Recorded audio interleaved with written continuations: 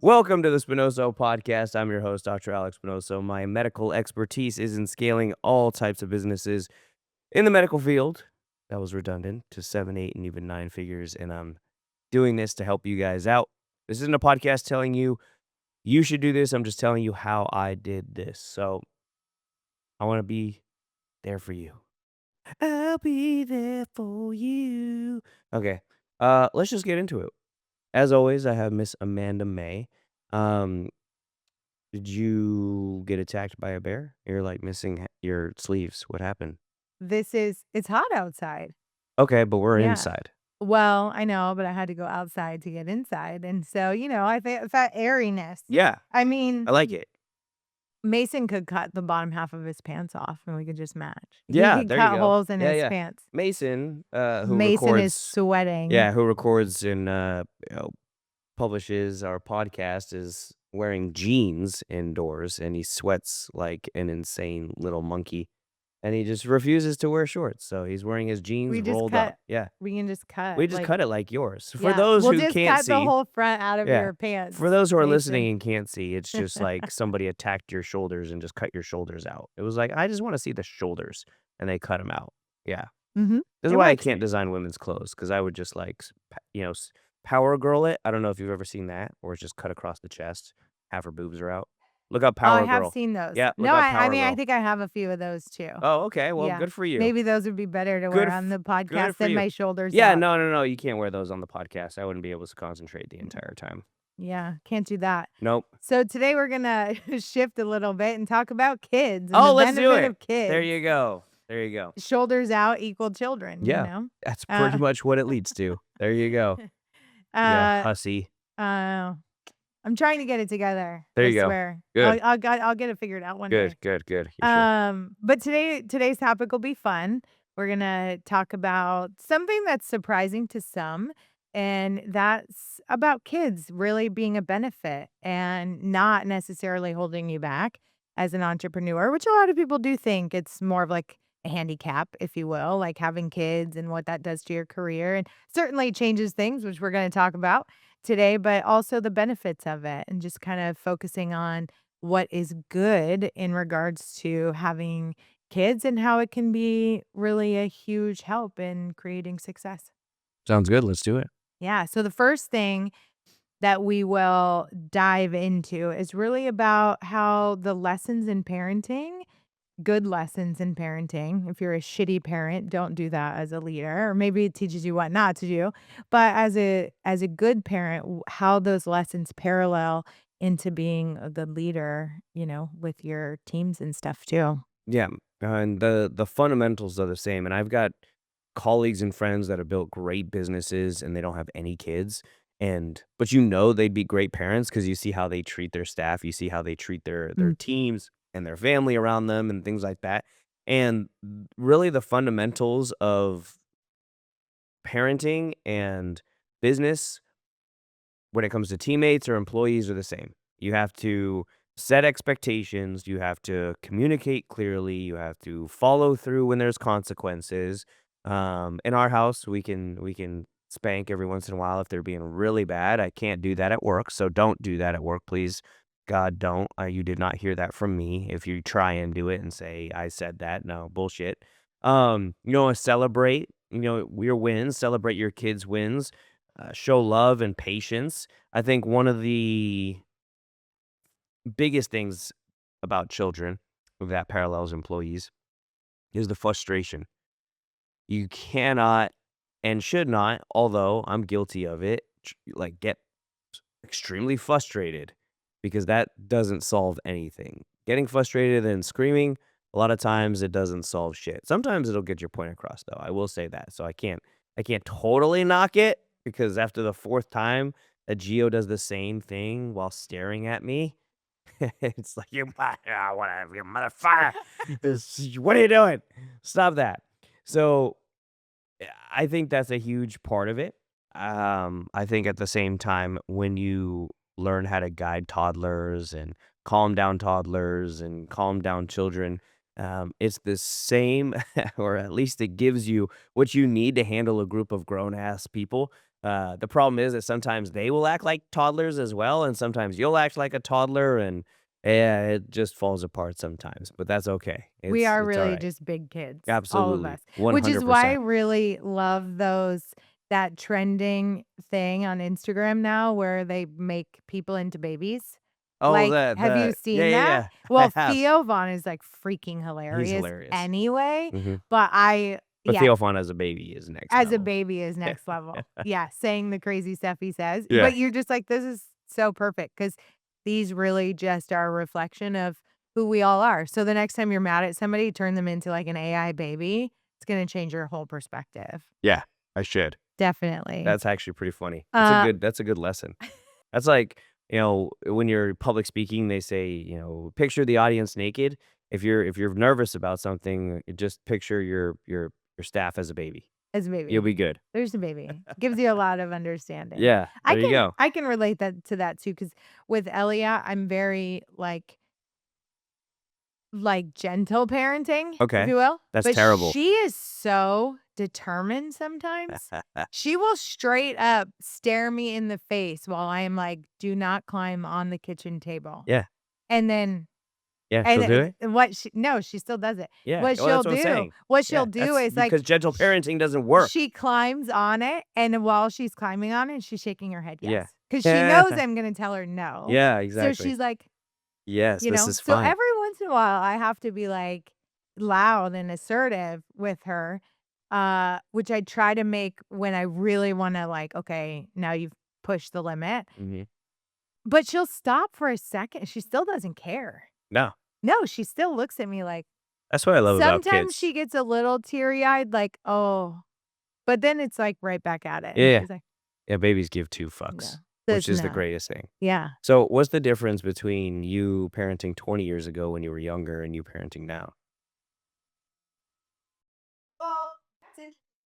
I don't remember a lot. No? I mean, 20 years There was no smacking Isaac on the no, butt? Isaac was easy. Really? He didn't do stuff that she does. Really? No, It's Sean then, it's he gotta be didn't Sean. it's all his fault, Yeah, yeah. Isaac jumped off the 2nd step and was like, "Whoa," and I was like, "Wow, son, that's amazing."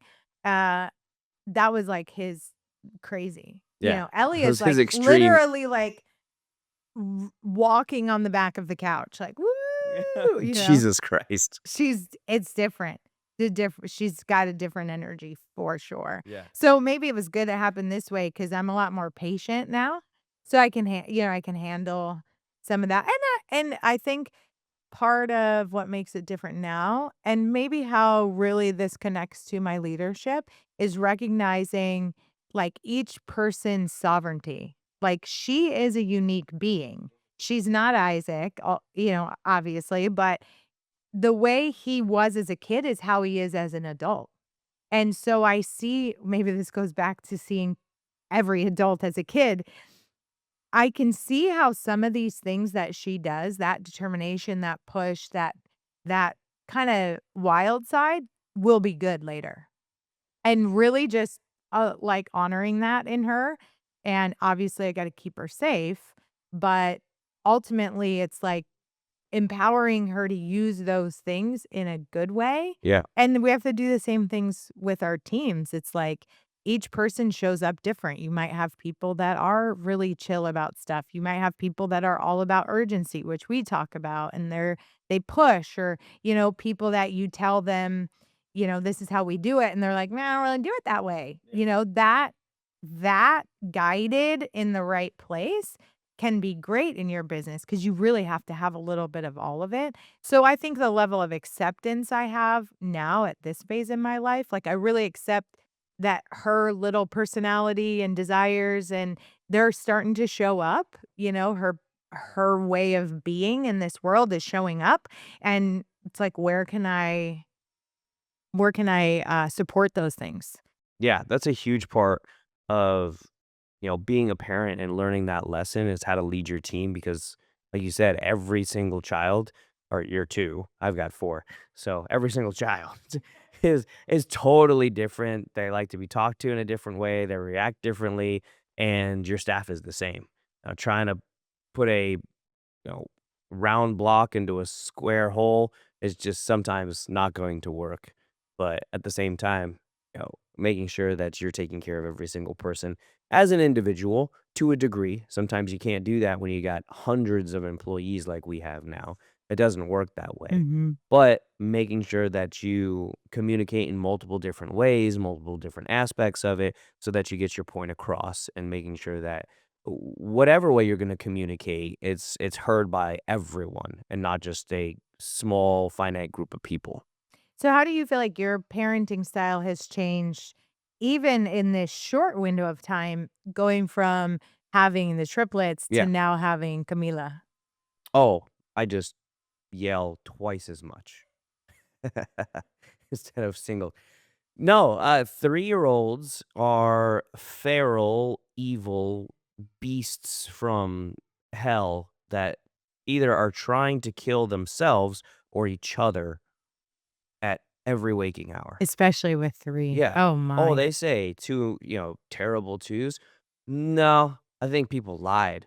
Real parents, 3s are fucking astronomically harder. Everyone I know says They're that. So I terrible. think the terrible 2 thing needs to go. We need to Yeah, figure and out it used to be something for terrible 3s. 3s. Holy Yeah. crap.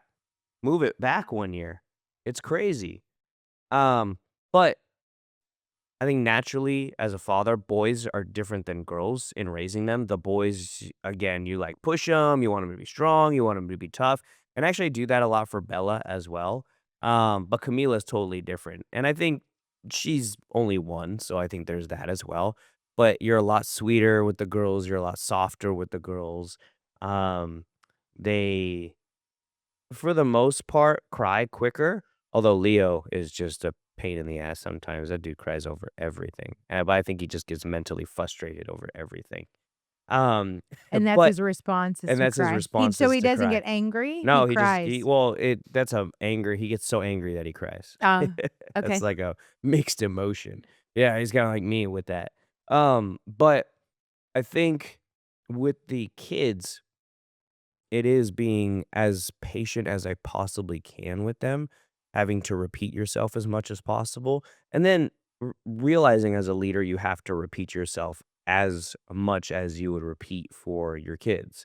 You have to over communicate, in a way to make sure that your staff hears what you're saying, not because they're being childish, but because again, people that have super busy lives, they're doing 10,000 things in their job. And so if you tell them one thing at one time, you might have caught them at a time where they're just not listening or they're not focused or they're thinking about 10 other things that they have to do that hour or that day and it misses them. So things fall through the cracks and then you come back saying, "Well, why didn't you do this? What the fuck? Like pay attention." And you don't realize that as a leader, you really piled another thing on top of them, Mm. which they should be able to do, yes, but it might have been at the wrong time to where they didn't internalize it and figure out, "Oh, shit, no, well, this is put this on the list," or they might have said, "Okay, yeah, I'll get to it after this or this," but then they forgot once that time is there. So reminding people of those things, as well as reminding people of the basics of what got you to the point that you're at right now. Mm. That's a huge thing as well. Going back to the basics of that, going back to, hey, these are the rules we put in place for XYZ. These are the policies and the procedures because just like children, if you leave them to do whatever they want, if you leave your team to figure it out and you don't give them set rules, you don't give them standard operating procedures, the best way to do things, they'll make it up on their own, which to a degree is fine. They're solving the problem, but they might be creating another problem by trying to solve that problem on their own or not, or making the process longer than it has to be by trying to solve that problem on their own. Yeah, and I think as a parent, like, you want your kids to come to you when they need something. Like, you want that from your team too, and, if your kids come to you and, like, "My toy is stuck," or something, you're like, "Oh, let me help you." But if somebody, on your team comes to you and is like, "I'm stuck with this thing," how you respond, it should be the same. Like, "Let me help you. Let's create some support for that," or maybe you're not the only one that's ever stuck in this particular situation, so let's create a policy as a company or an SOP so that more people aren't getting stuck. Because I think as a parent, like, you see things that your triplets have gone through, you just are smarter, now what you're gonna do with Camila because it's like, all right, I've been here, done that. Yeah, So, like, exactly. let me make sure we do it like Steph has the backpack for Yeah, Camila for when she's that's walking your and stuff. influence. That Don't was you I that know. wasn't that's all your influence right there. You are welcome. You 100% are your welcome. influence. And the same But one too. you watch your kid, like, fall and whack their head off the floor a few times. You're like, You'll how be can I like, save "They'll this?" be stronger for it. That is what you They'll told be me stronger." when I showed you that picture. You were like, "No, that'll give her a false sense of security." It's what it does. And then That now wasn't Cammy me. has I one. just came home and she had that. Now she's got like a walking helmet I too. saw that. It's ridiculous. She's like a bubble wrap kid. It's gonna be terrible. She actually Yeah, that when she one. wears all that stuff, I just try and push her down the stairs so she learns. Uh-huh. Yeah. She'll pick it up real fast. How do you feel like as a from, like, a communication style, before having kids, how did you communicate with your team? And now after having kids, how has that changed? I think I was already kinda getting better than my communication style 6 years ago. Cause I mean, dude, I would just burn people to the fucking ground. I still do it every once in a while, but it takes a lot for me to get For to that fun? point It's now. just fun for No, it's fun not now? for fun at all. Yeah, yeah, yeah. It's not fun. It's fucking horrible, and it only gets me there when people, like, lie or don't take accountability. Those are the only 2 things that I will absolutely fly off the fucking handle for. Um, I think I was already going towards that, and as leaders, you have to be able to, be on both sides. That was one big thing my business mentor, Andy would say a lot is that he burned people to the ground and he had a hothead attitude and stuff like that. And I was the same. And then my dad is the same as well. He was pretty bad. And he always says, like, he stopped being angry when he had me, Mm. because he was super fiery and quick to fight everybody and everything like that. I think that's part of who we are as like small people. It's like, you have to fight first and end the fight really quick, or else it's gonna be bad for us. So it's like, it's no such thing as fair fights. Only those won and lost. Fucking kick him in the nuts and punch him in the face and get the fuck out of there. And that's it. That's how you do that. You don't wait around to see what's gonna happen. Um, but when it comes to that, when it comes to the kids, it was a softer way to speak, it was more understanding, it was I ask my kids now, and Steph does, I think more than we do my team, like, "Why did you do that?" And I try and do that now with my team, it's like, "Why did you do that?" Because in the back of my head, I'm thinking, "You dumb fucking what the fuck was that? Like, what did you do that for?" But it's like, seek to understand. Yeah. Why did you do that?" And in the back, it's like, "That was the dumbest fucking thing I've ever seen." But I don't articulate that as much. And usually So if you ever ask me, "Why did you do that?" yeah. I know what you're Yeah, really there you go. I'm thinking. gonna be like, "You dumb fucker. What the fuck?" I'll just tell you. I'll just straight up be like, "What the fuck did you do? Why did you fucking do Yeah, that?" you will. Like, I know you would. But I think that's part of the communication is like, "Why did you do that?" Figuring out why they did it. And because just like my kids, there's no malintention. Although it may seem like it and feel like it with some of your kids, like Elia shaking her head, "Yes. Mhm. Shh, quiet." Like, "I am the Jedi. Just listen to what I'm doing. You're fine, mom. Don't worry about me." Uh-huh. While she climbs the table to try and kill herself. It's the same with employees. It's the same with your teammates. They're gonna be doing something sometimes that you're like, "Why did you think that was okay? Mhm. What where did we say that, or where did you get that from?" Sometimes it's as simple as, "Oh, well, we just made it up," or, "I was thinking that people would be happier this way," or whatever. And then it's the conversation of, "Hey, if you're gonna make those decisions or change those things, get us involved." And you have to create a culture where people can come and bring you ideas, where people and they're not gonna be burned to the ground, or people can come and be open with their thoughts and their feelings or whatever, and you're not gonna burn them to the ground. And I think that's what's made a difference when it comes to the team, when it comes to, like, leadership and communication. I think that's a big thing that kids have taught me. Mm. Yeah. Yeah, I can really see that. I think something that you do well is your the humor that you bring to our teams, and I this was even before you had kids, but I bring this up as one of the 5 things that is great about having kids because I do think kids help us have more humor and not take ourselves so seriously, although you are just naturally funny as shit anyway. Mm, Um, I think for other people so I'm more serious.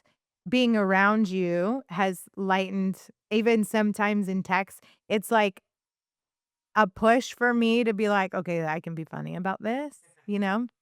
Like the other day when I was telling you, like, I had told someone else in one of our other business things, like, Dude, I got this," and then just to kinda laugh at myself and be like, "I don't fucking got this. I have no idea what I'm doing here." So just, like, not taking it's okay if I don't got it. It's okay. That's what he's there for. He's there to figure it out so I don't have to get it? And yeah, so just not taking ourselves so seriously, I think kids are really, really good at that because they don't care that you are, the owner of Genesis. They don't care. They don't I they have mean, no idea. they don't Yeah. yeah, it's like you're all of those labels and ideas that we have created ourselves to be, all that goes away when you have kids. Yeah. Yeah, and you're There's cleaning poopy diapers and exactly. or me, like this Elliot, we were in Las Vegas. She's been sick for this is day 3, puking everywhere, Oh, fun. so it's great. Yeah, I'm like in bed with puke all over me, in my hair. Ugh. I woke up the next morning, my hair was like stiff Ugh. for all the puke in it. And I was just like, here I am online talking about beauty and all these things, Yeah. and I'm like covered Covered in in puke. vomit. Yeah. It's great. Yeah. It's awesome. Yeah. Wonderful. Wonderful. Yeah. But so that being said, how do you feel about the humor side and what your kids have brought as far as not taking yourself so seriously? Yeah, I grew up in a house where we didn't take ourselves seriously. I cannot be embarrassed now. I don't care what you do. Like, I can't be embarrassed now because of my parents. There's no way. There's no way I can be embarrassed. My parents took every opportunity they possibly could to beat embarrassment out of me by making sure I was embarrassed as much as possible and made fun of as much as possible. But I think it's good. I think it builds resiliency. It builds the ability for you to laugh at yourself. If you can't laugh at yourself, then it's a lot of times you become so serious or so frustrated about everything that it just doesn't make sense. Mhm. And, I think with the kids are always looking to have fun. They're looking to play. And there are a bunch of studies, and I see TikTok and Instagram posts about it now about how the father is there a lot to play. The kids want to play with the dad, and then that lovingness and that nurturing they go and get from mom. So, we're built to play. We're built to have fun and screw around. And if you look at I would say, pack animals like lions, you see the kids playing with the dad a lot of the times, but not as much with the moms. And again, we're mammals, we're part of that family, that genre. But at the same time, when you go back and look at the kids, they you like you said, they don't care. And there's this trend now that uh I think both guys and girls are posting about how, you know, they don't know that I'm a Pulitzer Prize winning, author at home. I still gotta vacuum the fucking living room. And Yeah. they're posting shit like that. And that's really funny. It's exactly how it is. Like they don't care that you're CEO and you've built a nine-figure company and part of other 8 and nine-figure companies, and you're growing everything that you possibly can, and you have cool things, and they have a nice house. They don't understand it. It's actually funny because one of my business partners told a story about this once where he had to travel a lot with like NetJets, fly private, stuff like that, and um just because it's part of the business. So a funny story one of my business partners told me about this as well is kids are oblivious to what's around them. They don't understand, you know, flying private versus public flights versus, a nice house, a not nice house, lots of toys, not a lot of toys. They don't recognize that when they're really young. Maybe when they're older, they do, and other people point it out, their friends point it out or things like that, get bullied about it. But when they're young, they don't understand those things at all. And he told me one time because they had to travel a lot for business, they would be flying on net jets and open legs and private flights, etcetera. One time they flew on a commercial airline and they were getting on the flight and his son was, like, looking around and saying, "Why are all these people on our plane?" And he was like, "Shut up, shut up, shut up." But kids It's as like, why kids are we sharing our yeah, why plane are we with sharing people? our plane with people? Because he's just used to flying private the whole time. Uh-huh. And I thought that was hilarious because, yes, kids part of their comedy is that they have 0 filter. And people laugh because most of the time it's what they fucking wish they could say. That's what I love about kids, is that kids just say exactly what you were thinking without any filter, without anything between the ears. It's just blah. That's how it is. And that's part of why I love kids and that's part of why I act like a child is exactly that. I don't care. I don't give a shit about your thoughts or your feelings or anything like that. For the most part, I'm just going to make a joke about it Yeah. cuz kids do. Yeah, it is interesting too because they well, when I've been in situations where, like, you see moms are super uncomfortable, like, if their kid's having, like, a meltdown in a store or something, and I make a point to tell the mom, like, "I wanna do that. Can I seriously would love to do that in the middle of the store sometimes." Because it's like they're acting from their feel. It's everything that they feel. So it's interesting because it's like, what if we did that more? That I'm sometimes totally opposite. my I'm like, house "You should beat that child.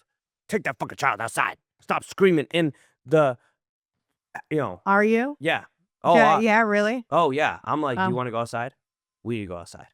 It's like growing up, my parents took me to the bathroom.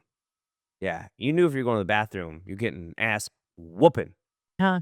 So and they were intelligent about it. They were so smart about it because they would be like, "Do you wanna go to the bathroom?" And I'd be like, "I don't wanna go to the bathroom." And so people are probably like, "Man, that kid has some serious problems with going to the bathroom."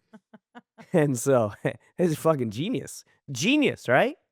And I'm just like, "You wanna go outside? Do you wanna go outside?" "I don't no, no, I wanna go Yeah. outside. No, no estoy afuera." 'Cause my kids only speak Spanish. It's fucking hilarious. But that's what we do. We take them outside because in my opinion, I'm like, yes, they're in their feelings and whatever. They could just like teams, just like your employees, just like yourself. You could be in your feelings, not fucking in front of everybody. Nobody needs that shit. They got enough drama at home. That's why I hate real reality TV shows Oh my like gosh, me Love too. Island and all that crap. That's drama and interpersonal stuff and I all don't that. wanna watch other people's. I got enough of that crap at home. Yeah. I don't need that drama watching it. I don't need that drama when I go to work either. So, I'm not about that thing. So, when it comes to kids, I just pick them up, go outside, better cut it out. When they're in gymnastics and they're not listening, we're going in the car. I'll leave them in the damn car. Yeah. Turn on the air conditioning. We can sit here and you could scream that you didn't get to do gymnastics. I don't care. Don't be an asshole. As simple as that. Yeah, I say that after having, like, one kid that was, like, super easy, and Mm, Elliot just doesn't do that. yeah. So I guess I empathize with parents that their kids are doing that, but I don't deal with that, so I don't know what it would be She like. doesn't have meltdowns yet? No, when we were in Vegas, she was really tired, Uh-huh. and, But she was sick, right?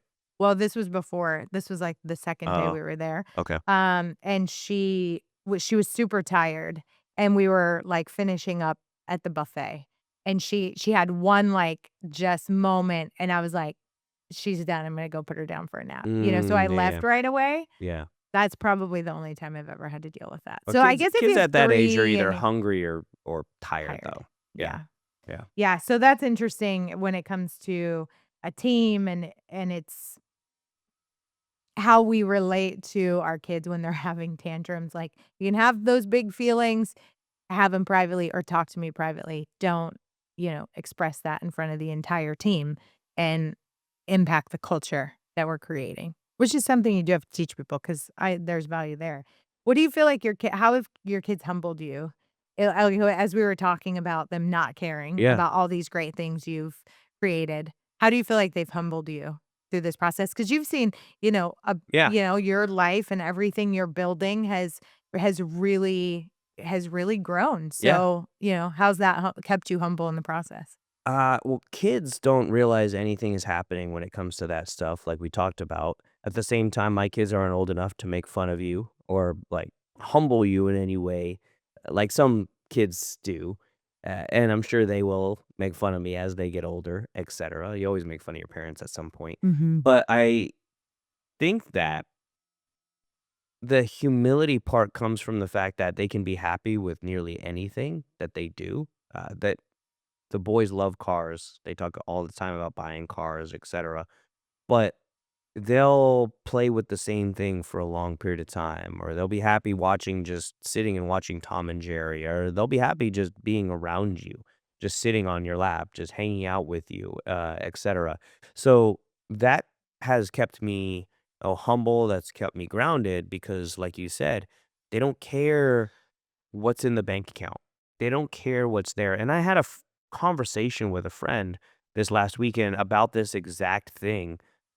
And his father wasn't home. He left when they were young. So he did not have a father in the house.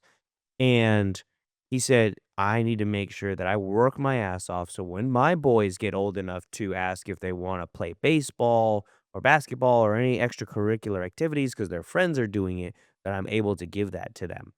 And I told him, like, I did all that when I was a kid. I played multiple sports and soccer and baseball, not well, you know, karate, I think, for a while, all sorts of flag football, all of it. I did it all.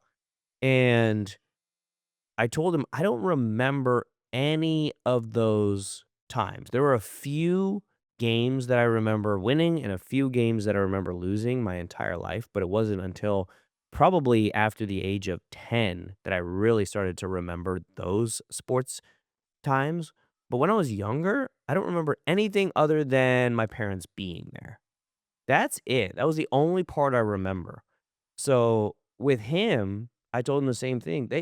Your kids will probably not give a shit whether they're playing in the park alone or with other kids or, sports in a field at the park versus organized sports. They probably will have no fucking idea. They just won't. And you could teach them the concept of winning and losing, whether they're in organized sports or not. But that being said, that should keep you super grounded in that all you got to do is show up. All you got to do is Mhm. be there. And that translates to business as well, in that there was that, uh, study that we quote, and I don't know exactly who did published the study, but it said that 70% of staff members would just like more time with their manager, and that's also a big reason why they quit. I think it's the number one reason why they quit. They didn't have enough time with their manager and weren't understood by their manager, which essentially is their parent, their local parent in their area. And that's a huge translation that keeps me, grounded when it comes to that, is that the kids, a lot of times, they don't care about going to, and they're young, so they're 3.5. We're about to think about taking them to Disney. I took Bella to Universal Studios. So they're starting to have fun with those things. But again, a lot of times those are just characters, something to do. As long as we give them something to do, they couldn't care whether it was inside of Disney right now or at the local restaurant named Hat Creek that has like a wooden plaything in the backyard that they could climb on. They don't really care. It's just stuff to do and time with you. Yeah, so creating that in your business, how do you feel like when it comes to creating that time with your managers as Genesis has grown, how do you maintain that, like that quality time with your team Well, that you take your staff to Hat Creek and you let them play on the playground.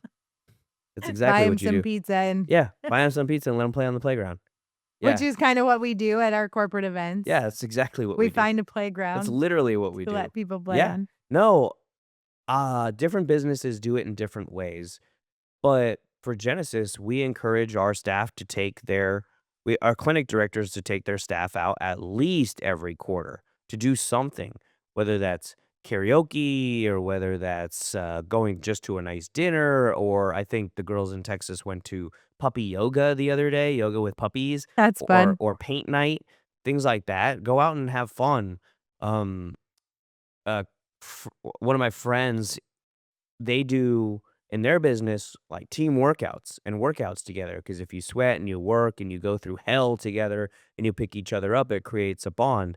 We do our retreats twice a year. We're hoping to get it to 4 times a year in person, but we do our EOS, Entrepreneur Organizational System retreats with Genesis, where we go in person with leaders and clinic directors and clinic owners and put them all in a room and focus on the business and how to improve. But at the same time, we go do fun things like top golf or bowling or different things like that. So you're just around each other, interacting with each other, making friends with each other. So the more you do that in your community, the more you do that in your, and I mean community as your business, the more you do that in your business, the more you do that with your team and create that community feel, people are going to start liking each other, and then they don't wanna leave each other. It is a way to keep people on your team because you're giving them something they can't get anywhere else. Mm. You're giving them that sense of community.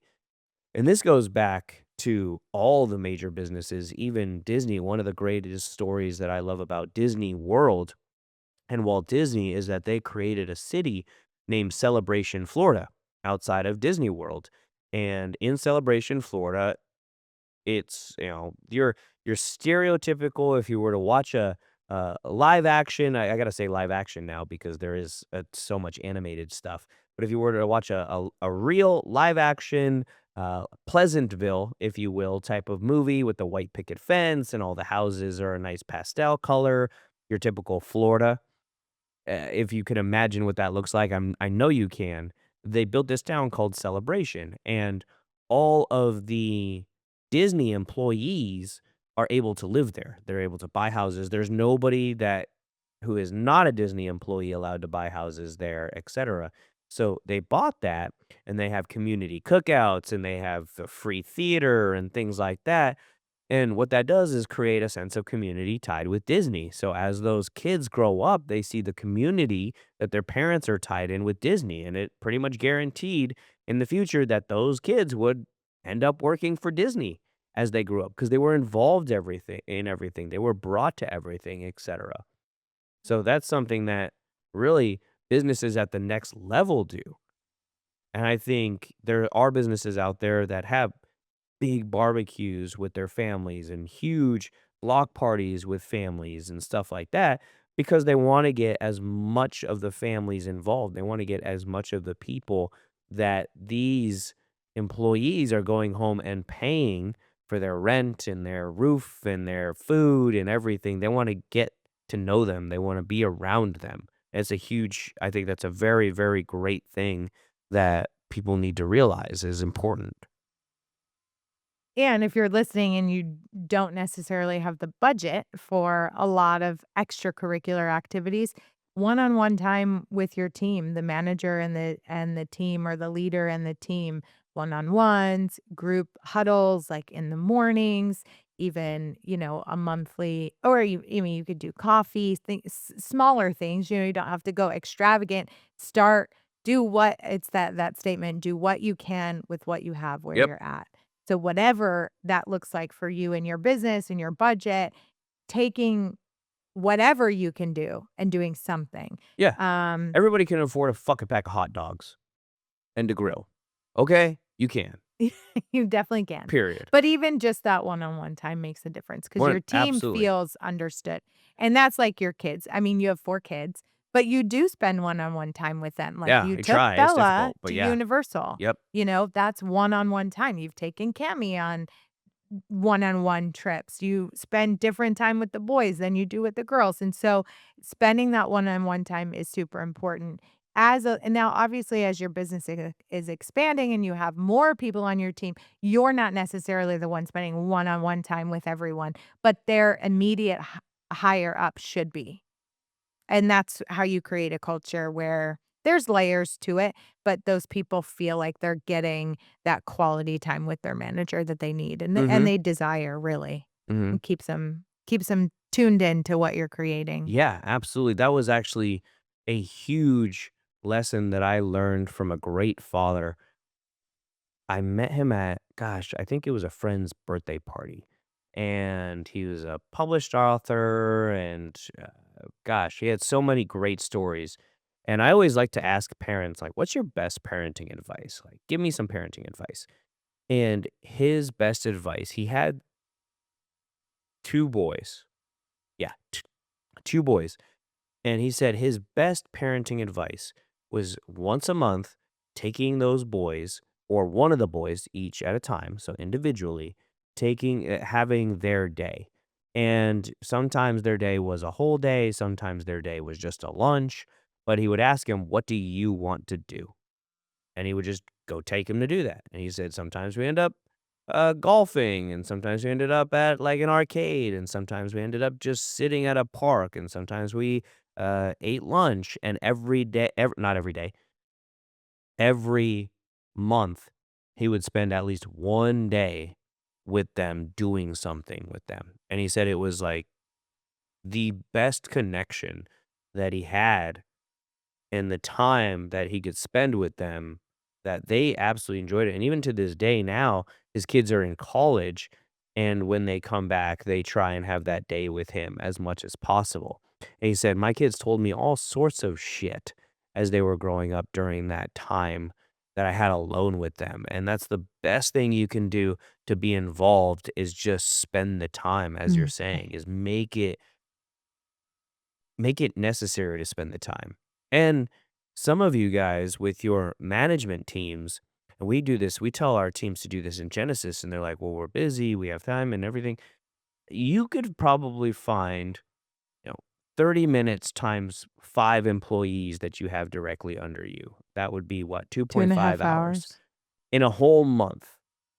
I mean, it could even be back to back to back to back. You could sit in one place and just have them rotate. I don't know, and make Mhm. it super easy on yourself. But you could find that time to go get coffee with them, to go, I don't know, get lunch with them, to just ask them to an event or something like that, to spend that time with them. Once a month is all that's really needed, at least to solidify it. And of course, that's on top of your weekly meetings and your core values meetings and your management meetings and your KPI meetings, et cetera. You already have all those stuff built in. But at the next level allows you to really dig deep and spend that quality time with people and get to know them and they get to know you. I tried to do that with Isaac. Now that I've got the baby, Mhm. she's, a lot more time consuming. And, so he and I used to do a lot of fun things together when we lived in Vegas before I had her. We would always be like out doing something. And, and he's getting older too now. So he's got a different lifestyle. But we were doing like every week. And now it just kind of has fallen into every other week we do something, and I ask him. It's just him and I, and we go like, I put her down for a nap, and then he and I will go do something. Yeah. And I ask him, like, "What do you wanna do?" His typical is the movies. Okay. Yeah, which I've gotten a lot better at staying awake during, because Yeah. I'm like, "You're gonna pay for me to take a nap," Yeah, yeah. basically. Yeah, yeah. But yeah, and same. I mean, he tells me the craziest things.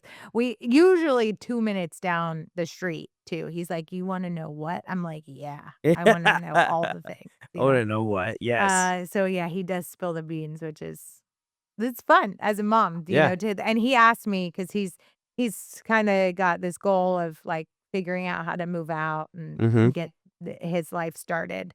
Um, and he said, "You Are we still gonna, do something together?" I was like, "Absolutely, yeah." So, like, he looks forward to it, and he's 21, so, That's cool. hopefully it stays that way, which I think it will, but yeah. And then I think too, kinda talking about our little kids, because there's a range. Like, when Isaac was growing up, as he got older, I could do more. I had a lot more freedom to experience life, and also, my attention in building business, I had a lot more space available for that. And, having Elia now, it's I have to be more strategic about my time because there's not this, like, freedom, if you will, anymore, but there is a different drive. Because now I think about having a girl at this point too, who she's going to experience me as she gets older, and it's like her seeing and I maybe all parents can relate to this, I feel like we can on some level, but I think as a woman having a girl, I see her and I go, what reflection am I giving her so that she wants to mimic it as she gets older? Like strength, independence, uh, decisiveness, determination, urgency, all these things. But it's a very interesting thing because I also want her to recognize she doesn't have to do it all alone. And so that's something I've had to learn for myself. So Mm. she's really taught me how to evaluate my own independence and recognize it's okay to not do it all alone. And that's been a very big lesson. That's been a very big lesson in my life. And and recognizing it's okay to ask for help or support or be honest, like I've shared with you different things that I've gone through. And it's like That I posted on the I'm internet. yes, You know what thanks. I I heard? appreciate Do you guys wanna like hear about I this? guess what I found out? Yeah, I mean, but it's not that's not my norm. My norm is walls up, I got it figured out, I can do this, you know, I'm okay, even if I'm not okay. Like nobody would really know if I'm not okay. It's very rare that you even know if I'm having a bad day. Like um I don't openly express those things. But it's like what do I want for her? I want her to be able to own who she is as a woman, be a strong woman, chase after what she wants, but also be real and feminine and transparent too. So it's an interesting balance as a parent, and but I say all of that because that fuels me, and I think that's an important part of what is a benefit in having kids as an entrepreneur because they teach you different things. What do you feel like your kids have taught you about yourself? Mm. Gosh, I would say that oof, that is such a good question. What have they taught me about myself? I think that I am, I would say, still a huge work in progress and pretty terrible about being in the moment. And that when I travel and that I'm away from them, I miss them a lot, and you can watch, I watch my wife post stories with them and everything like that, and it's really beautiful to see them grow up and see them have fun and see them playing in the pool and doing all sorts of things, and I see that because I'm consuming that via a little television screen, if you will, and I pause and I watch it, but when I'm there, I don't pause and I watch it Mm, because I'm focused on other things or I'm looking at the little television screen at something else. And so they have taught me that I don't properly live in the moment as much as I should. And it's something that I haven't fixed. I will say it's still terrible, but it's something that I really notice. Like I really miss my kids and I really miss my wife when I'm traveling and I'm away from them. But when I'm home, I am working all the time because I'm just trying to get shit done. I'm trying to have that sense of urgency and really work. So I don't spend the time to sit and focus on them or spend time with them as much, which is pretty wild. think a lot of people can relate to that. Mhm. How do you feel like that plays into who you are as a leader? Mm. I think it's really important to realize the same thing. Sitting and communicating with somebody directly, making sure that they have your full undivided attention, pausing and internalize what they're saying and then responding this we taught the staff the other day, the 70-20-10 rule. 70% of what you're doing for a client should be listening, and 20% should be answering their questions or adding to it, and then 10% should be advice on what they're doing. And for us, that 10% advice on what you're doing is because they're coming to us with a problem that we need to solve. A lot of times people will come to you and you need to talk back and forth and they don't necessarily need that 10%. But that's naturally who we are as entrepreneurs, is to fix the problem. Here's a solution to your problem. Leave me alone. Go do it. Go away. But that's, I think, how it translates to being a leader. And that's how it translates to being a business owner. Mm. My good girlfriend will ask me when I call her, "Do you want me to listen? Do you want me to agree with you, or do you want me to fix this?" Hmm. And so, if I'm like, "Hey, I need to talk," that's how she'll start it, because and we do it for each other. But it's like she knows going in what her place is, like, what I need from her. And sometimes, like, I just wanna be edified. Just tell me I'm right in this situation. That's all I need to hear, and it's perfect. It makes her job easy. I think if we did that with, our spouses, that would be fantastic too, Right? because it's like, you know, I think it's really important to do that. if you Yeah. just want me to listen to you complain, cool. Yeah. I will listen and empathize with you, and we'll move on. You'll feel Exactly. better. E That'll be great. I don't have exactly. to fix anything. But 100%. maybe our staff's the same, Yeah. our teams that, especially working with a lot of women, it's just, I mean, even relating that to our clients, a lot of them just, I mean, they want a solution, that's why they're there, but a lot of them just wanna be able to feel like somebody else understands Right. what they're going through. Exactly. And it's like, you don't have to do a hard sell. If you understand what they're going through, and then you present the solution that helps them with that problem, it's like, you don't have to sell that. Yep. They they already know they need it, but if they know you care, then it just naturally works out Exactly. with the sale. Exactly. Um, how else do you feel like your kids have, like, really pushed you to want to do more? Mm.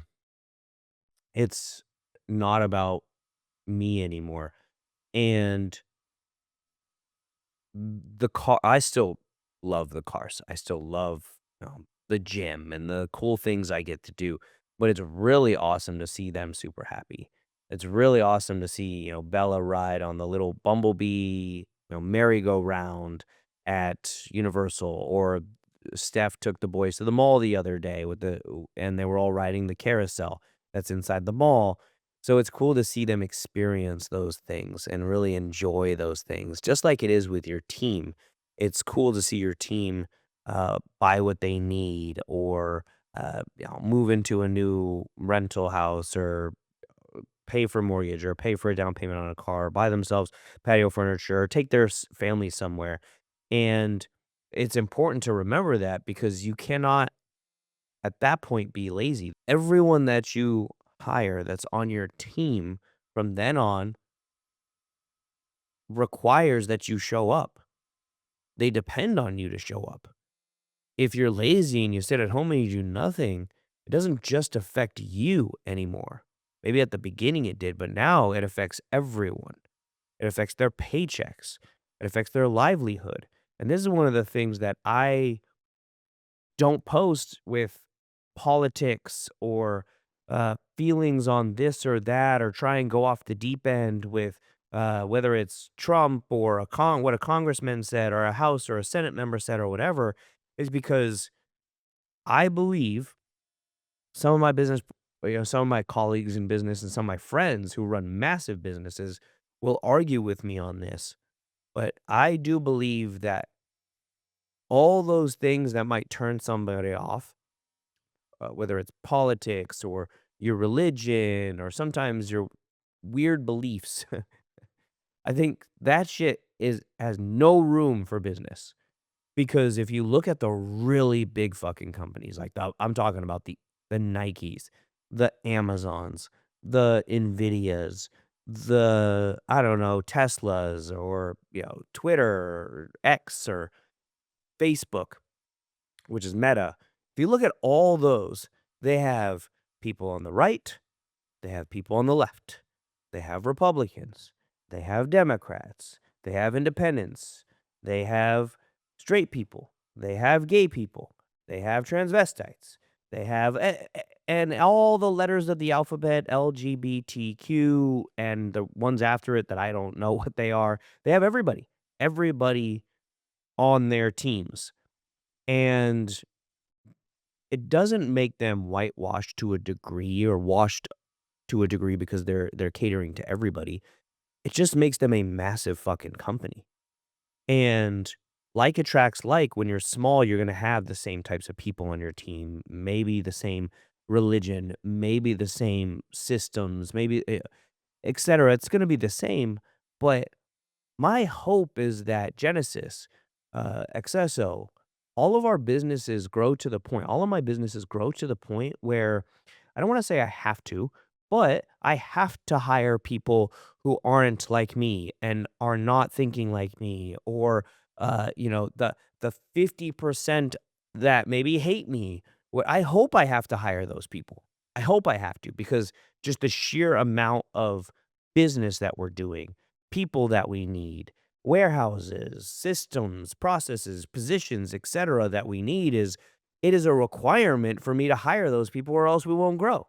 Like, I hope that that is the problem at that point. And, your kids, they don't understand P&Ls, they don't understand equity, they don't understand contracts.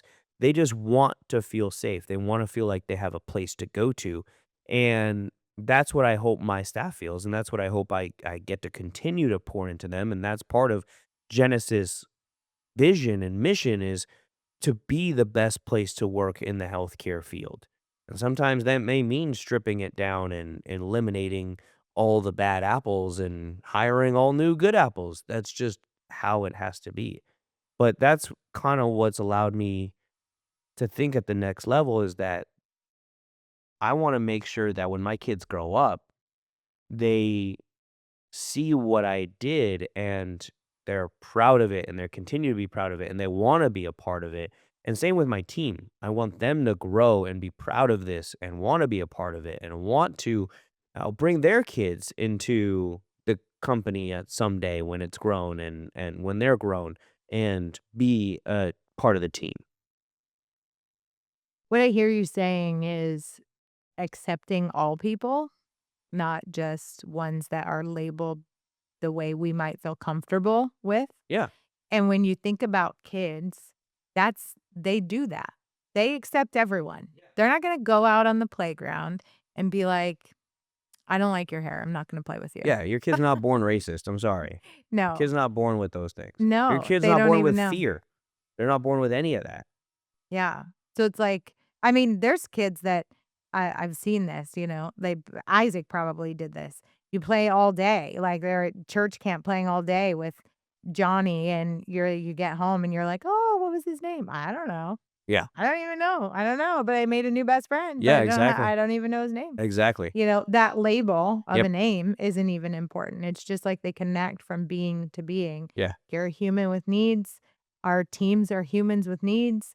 And when we connect with that beyond the surface, beyond the labels, beyond the judgments, beyond the ideas of this world, these identities that we are all in, it's just an identity. I think of that sometimes as like a like a superhero suit, Everybody is wearing whatever identity, and it can change from like Clark Kent would change from Clark Kent to Superman.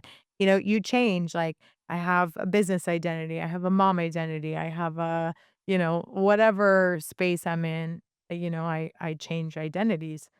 Different aspects of my personality come out, things like that. So it's like our teams are the same way, how they're showing up as an identity, but it's not who they are. Who they are, just like our kids, is like we're I mean, yeah, there are bad people in the world, but genuinely, it's like people want a few things. They want love, they want acceptance, they want to fit in, they want community, like what you said. So if you create that, and that's what these big businesses have done, it creates a safe place for whatever identity, mask, outfit, superhero outfit you're in is fine. It's accepted. There's a place for it. And there's value in it because different people bring different strengths to the team. Just like in families, you have kids that bring their personalities, bring different aspects of fun, and it makes a family dynamic, more enjoyable. That's why a lot of people like having a bunch of kids because you think about holiday parties, like how fun is holiday parties when you got 4 kids at this point, if you have more, but at this point, 4 kids, 4 spouses, all their kids. I mean, your family parties are going to be epic. It should be epic for Yeah. sure. I gotta stay in Texas just so I You can do. come see You this gotta later come on for in life. sure. So just creating that safe place and that acceptance for your team is super important. Great things that kids teach us. Absolutely. And look, guys, don't get us wrong. Flower Child over here is saying accept all people. Yes, I get it. But those people still have to be fucking killers on your team. Yeah. You could accept all people, yes, 100%, but that does not mean you should accept mediocrity from those people or accept that because they're that way or this way or XYZ way that somehow they can be less or work less or do less in terms of contributing to your team or your growth. It's not what we're saying at all. Period.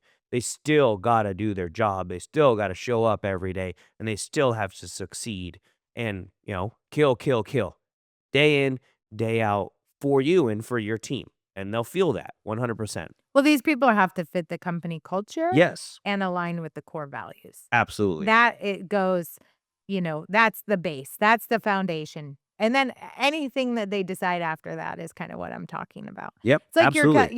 your family core values, and it's a great thing to have as a family. Like, your family core values, if one of your kids is, you know, lying, well, hey, that's not gonna work because that goes against our family core values. You're gonna let your kid do that. You're gonna Yeah, teach him, yeah. guide him. I mean, you can't kick him out of the family. I guess you could Well, you maybe, could. but depending on how bad it was. But yeah, guidelines. And that's another thing kids teach us. They want structure. I mean, there are studies that show that kids with structure do better than kids that have total freedom because they don't have any guardrails. It's the same thing in your company. You have to have the structure. That's do the people fit the culture? Do they align with the core values? Cool. Those are the guidelines, those are the structure, and then from there, there's some freedom of expression. Yeah, Yeah. absolutely. Um, Something that I do feel like kids have really helped with is a level of emotional intelligence. Mhm. How And so? as an entrepreneur, you have to have in business, entrepreneur, working for another business, whatever. If you're a high achieving individual, you have to have emotional intelligence. And kids definitely help you gain that. Who I was at 20 when I had Isaac, definitely who I is definitely different than who I am now at 41 with Elia. But watching my emotional intelligence change Mhm. after I had Isaac, it really it's really, it's really I think a key aspect in bringing in how you create teams, how you attract people to want to work with you. Is having like, being emotionally intelligent. So, I see people that are in their late 20s, 30s, even 40s with no kids, and I'm like, think kids could have been helpful for you." Right, right. You got some learning to do. Maybe have a kid or 2 and see if, uh see if you can progress in some of these mindset, ways. But how do you feel like that's been the case for you with emotional intelligence? I mean, you had kids a lot later in life.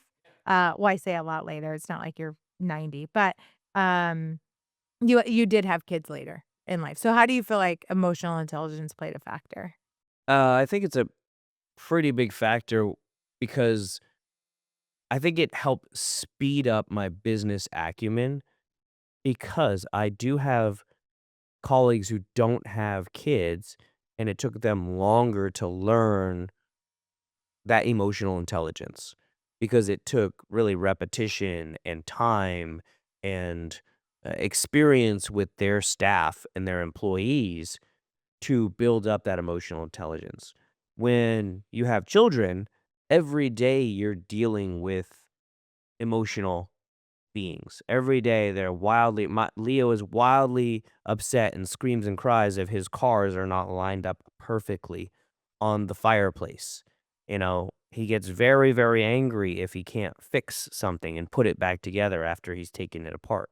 He just gets frustrated. Um, Bella gets upset when we take care of Camila or pick Camila up. She gets very jealous of that. Giovanni gets upset when, Leo or Bella are playing with his toys and he wants to play with them, even though he hasn't played with them for weeks. They're all very, very emotional, and, I mean, even down to the color of the cups that they drink out of. If the color is the wrong color, they freak out and cry about it. If the plate is the wrong plate, it's not their plate or their fork or their spoon, they freak out about it. And it's not because they're being evil or they're dumb, um, it's because of the fact that they're human. They're just having a human reaction. They don't know how to level out their feelings. They don't know how to emotionally regulate things. So having to deal with that on a daily basis, multiple times a day, helped me with repetition of that. Mm. And over and over and over, that got better and better and better. It's like doing a podcast. After 200 episodes, these flow a lot better than they did the first probably 25. Same with speaking on stage. Instead of having to memorize or practice something like I used to hundreds of times, the last event I went to, I maybe only practiced my talk or looked through the slides 2 or 3 times because I felt like it was better to allow me to flow based off what I put on the slides. And even notes for the podcast, we look at them a lot less, we hit the points that we need to, but the conversation flows a lot better because you get that experience. And children give you that experience in leadership. They give you that experience in a team because I have a full team. What else? Badminton, any other racket sports. I'm one down from having a full on court basketball team. Mm. Right?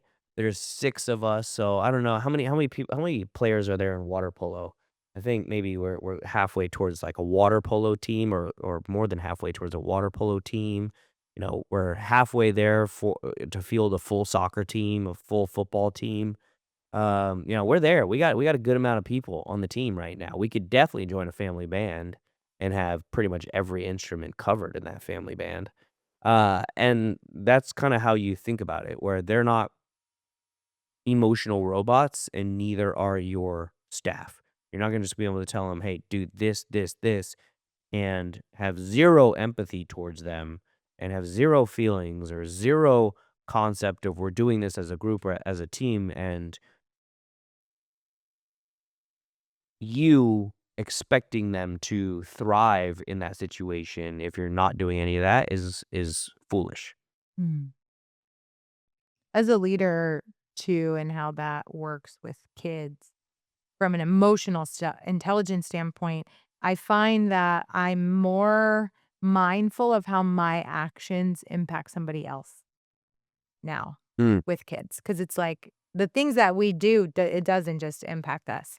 Our kids feel the decisions that we make, and it makes you move differently. And when you have that at home, and then you start to realize that's how it is if you're gonna build a team too, you start to think about your leadership, what the decisions you make running Genesis impact hundreds of people. mhm, And it does make you think about your own maybe motivations, agendas, communication, all of that, because it's like emotionally, how is this going to impact the team? Is that going to be helpful for where the company is going? Is it going to be harmful? Is it neutral? Like this is just how it's got to be. So we're going to do this. And there isn't really like an emotional impact, but you know, it makes you think differently when you go, "Okay, how am I as a parent or the leader of this company impacting the emotional standpoint of my team, Mhm. especially for women, and Genesis is predominantly women. So it's like women who are naturally more emotional. It's like, what is their what's gonna be the resulting condition of this decision? I know for me, security is super important. So when I have clarity and security, I am like, s I'm a bull. I'll do anything to make it happen. I think that's a nat I've actually just had a conversation with a friend of mine. He coaches guys, and it is something that we see a lot in women. If there's like a security standpoint, even high achieving women want a feeling of security. So how do we create a sense of security within our teams so that women have that? I think it's just I mean, understanding feminine qualities versus masculine qualities and things like that. How do you meet those needs? Mhm. You know, how do you meet the needs of the men on the team that want respect? Men don't need to feel loved like women do. Women need to feel loved and, cared for, where men, they need respect. So it's same thing in a marriage, which trickles down into parenting and like how do you meet the needs of your partner in the best way so that the kids get the best.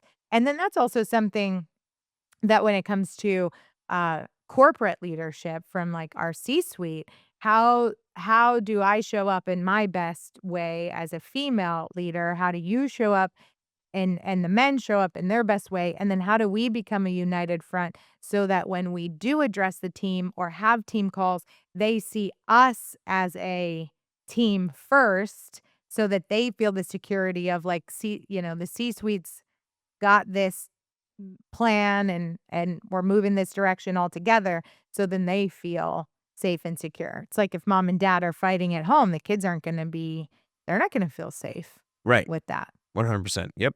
True. Creating that I mean, that kinda goes into marriage as well, but, creating that in your home is the exact same thing as creating it in Y your work. Yeah, and that harmony at home helps you realize that for the most part, as long as nothing goes terribly wrong, you're stuck with those fucking people forever at home. And you hope that it's the same in your business. That if nothing goes wrong, for the most part, you're stuck with those people forever, or at least as long as the business grows and survives. And so the kids, that family, they will help you look at business in a long term view. And I think this is naturally something that happens as you age as well, where your things that took a year when you were a kid seem like the longest thing forever. It took forever to grow up. And then as you grow up, you're like, I need this to slow down. And then when you have kids, you're like, I need this to slow down even more. And you always want the opposite when you age, in that you want to slow things down.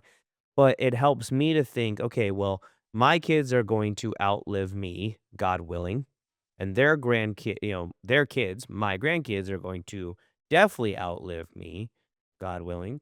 So, how do I set these things up? How do I set my investments up? What we look at as a family up, same as a business up, that it will outlast me. It's the long game. It's the Anthony Gaudí saying, for what I'm building this chapel, or for who I'm building this chapel for, has no concept of time.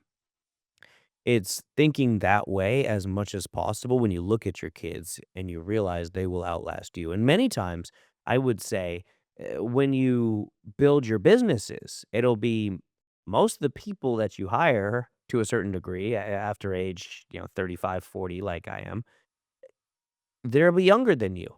I mean, there might be a few people older than you, yeah, but there'll probably be most people younger than you.